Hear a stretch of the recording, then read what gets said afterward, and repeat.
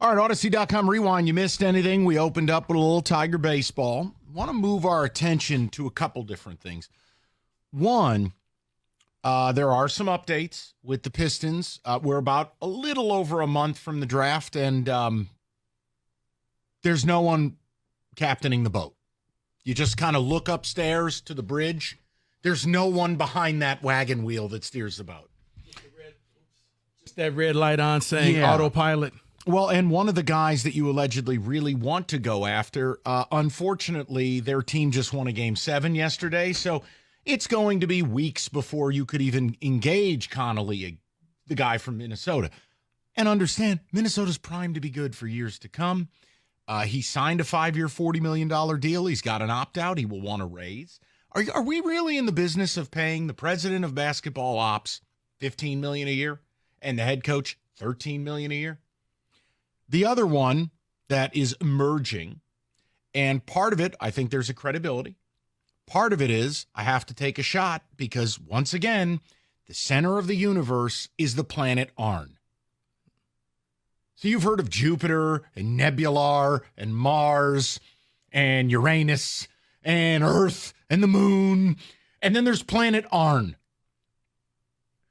Trajan Langdon could be your new president of basketball ops, and take a wild effing guess who his agent was when he played in the league. The Alaskan Assassin. Take a guess who his agent was. That would be Planet Arn. Arn 4000. Bingo. So look, we're just. You know what? I can appreciate the fact that Arn says, "Hey, Detroit's giving away money. I'm calling up all my boys. I'm going to get everybody a job." Hey, that's why they're probably taking Bazelius in the lottery, because his kid is his agent. And you've already brought no less than a dozen former or current family Tellem clients here. Why not just make Arn the president? What's the difference at this point? He's Don Corleone. Think about this. Remember the game you used to play? Did it start with the Howard Stern show or not? The 6 Degrees of Kevin Bacon? Oh, yeah. You just really need to do anything the Pistons do. You need to figure out, is it within 3 moves of Arn Tellem? I was going to say probably 3 or 4. You don't even have to go 6. It's either him or his kid. So, this guy, his kid is the agent, and he bore his kid. So you hire Trajan Langdon. All right, that's a former Tellem client. And then you draft Bazelius. That's Michael Tellem's client. So, look, there's your update. We're not going to spend a lot of time on it because if they're not in a hurry, why are we? The more relevant thing is the Game 7s that took place. And first of all-time collapse by the Nuggets. Not only in Game 7. You lose by 100 in Game 6. You're up 58-38, 2 minutes into the third quarter at home, defending champion. The T-Wolves go on a 54-24 run and ace you out. That is all-time bad. But Minnesota in a Game 7. Indiana in a Game 7. The Knicks in a Game 7. And you start looking around at all these teams that were just as bad as the Pistons a couple years ago. All in Game 7s, all on the precipice of or going to the conference finals in their respective conference. But it got me thinking. I was amped up to watch Indiana and the Knicks, and I know it unraveled. Brunson broke his hand. Anunoby ended up not being able to go for more than 10 seconds. They're ravaged by injuries. Fine. But it was a Game 7. Last night, you lock in Nuggets and playoff Ant. Ant-Man is must-see TV. And you start going, when is the last time we had a Game 7 in this town? And when you start doing the math on it, it's truly unbelievable. Do you know the last Game 7 for the Pistons? Let me help you. 2005? 6. Basically 2 decades. Last Game 7 for the Red Wings. Kenny knows this. Come on, Kenny. Yeah, that would have been against Tampa, and I think 14 or 15. Oh, great. Like so that. A decade ago. Right.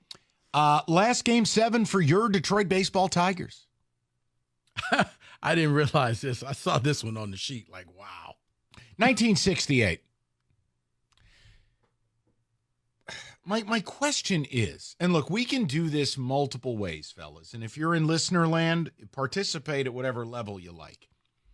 Part of it is, when are we going to get a Game 7 in this town again? When is one of these franchises going to step forward to not only make the playoffs, but earn their way into a 7-gamer? Now, in fairness to the Tigers, you got to make the ALCS to play a 7-game set. Well, that's their cross to bear. Yeah. Hockey, basketball. I mean, look, that's why the part 2 of this is, it is pretty clear. You know, the Knicks a couple of years ago won 21 games. They're in the East Conference Finals. The T-Wolves were bad. They're in the Western Conference Finals. Indiana was every bit as bad as you. Orlando was every bit as bad as you. Cleveland was every bit as bad as you. Guy, this is, okay, I watch a show on Netflix. I don't know if this will resonate. Just hear me out. Anybody in this room ever watch Drive to Survive? The F1 show on Netflix. They go behind the scenes. It's fascinating. It really is.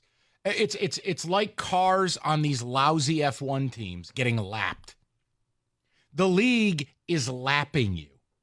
When teams who are every bit as bad as you are now not just making the playoffs, but they're making meaningful playoff runs. Pacers, Magic, Cavaliers, Minnesota, you name OKC, Houston. You're getting lapped. I do wonder, has the NBA playoffs changed your viewpoint on something we've brought up? That once you're getting lapped in your rebuild, you got to have, as Rico puts it, the look in the mirror moment. It didn't work, and we revisit trade Cade. That it's got to be a rebuild of a rebuild. The rebuild. See, I'm more concerned, Mike. Those teams lapping you bothers me because they were all sitting at the same little kid's table with you at the wedding, and then they grew up, and now they're doing stuff. What's going to bother me more is when the teams that are about to hit a rebuild lap you, and then they're good again. Because I think you can see how Golden State and the Phoenix Suns and even the Lakers, they're on a decline right now.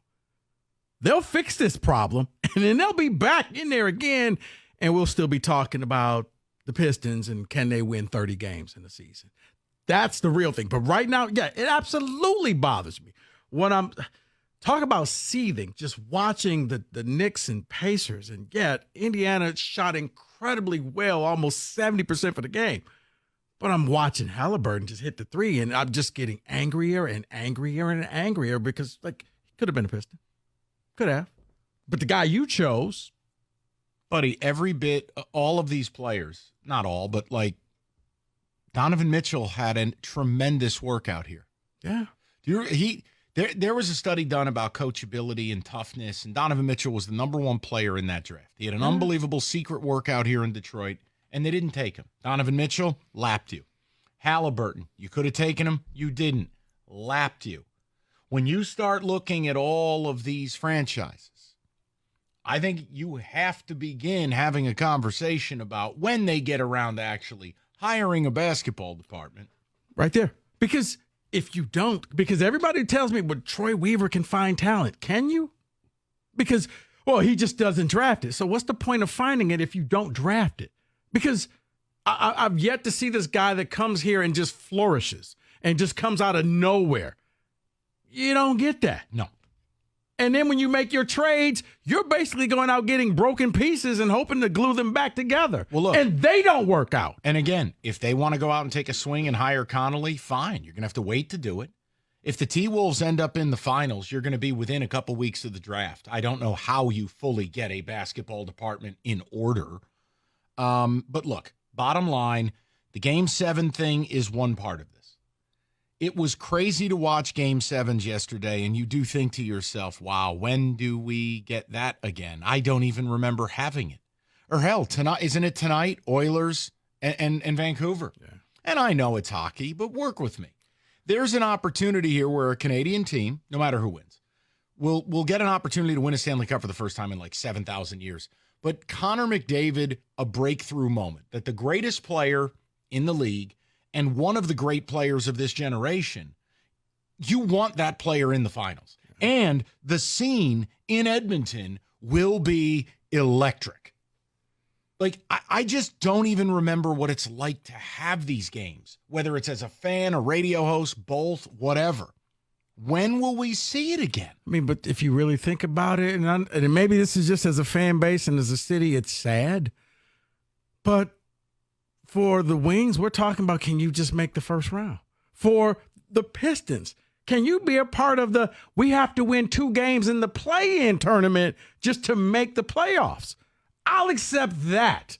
Now, I know we're talking game 7, but heck, get me to that second game in the play-in. I know. That'll excel you to the 8th seed to get hammered by Boston.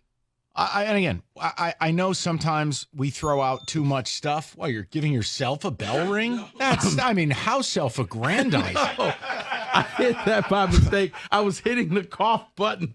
I love you. What? High five. 248-539-9797. You want to get in on the Game 7 conversation, let's do it. And then the other side of it is watching these Game 7s. Is it making you look at your rebuild, whether it's being a Red Wing fan or a Piston fan? Does it make you look at it differently? If you are a Piston fan, I think if you're not looking in the mirror and at least pondering or willing to discuss all things, including trading Cade, then I don't think you're looking at it clearly. You've been lapped. The other teams that were every bit as bad as you aren't just better, aren't just in the playoffs. They're making runs. And you're as bad as you've ever been. Red Wings, it's different. There's comfort in the incremental improvement, but then there's discomfort in knowing it hasn't amounted to anything. Still don't have a goalie. Still don't have a defensive core. Still don't have enough raw talent specific to scoring, and you're still not really close. This was the worst year at the bottom of the Eastern Conference since inception of new format, and you still didn't make it. Next year, it's likely 5 to 7 points more difficult. I wonder if these Game 7s in both leagues, A, have you yearning for days gone by, and B, have you thinking differently about the rebuilds we're enduring?